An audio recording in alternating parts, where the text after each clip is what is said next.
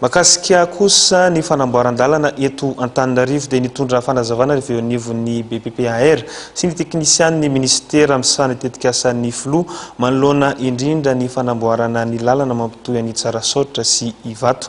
Noresahana manokana nandritra izany kosa ny fanonerana ireo olona manana trano manamorona ity lalana ity. Fanampanazavana ary no arantsika. Isy onitra omenareo manana trano sy tany manamorona ny lalana amboarina mampitohy ny Tsarasotra sy Ivato.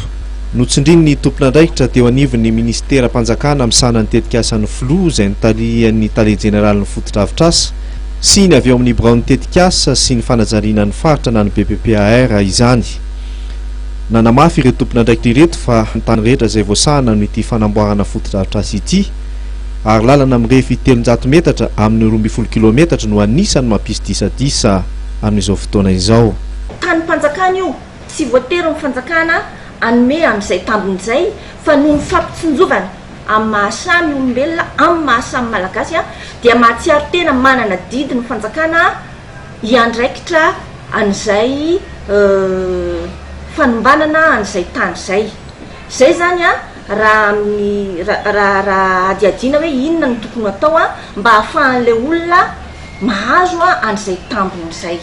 Manoloana ny tsao sy ny fandrangitana afafy momba ity raharaha ity dia ny antso amin'ny fifampiresahana sy ny fitonena trano ny tale jeneraly ny foto-drafitr'asa sy ny tetika asa FLO.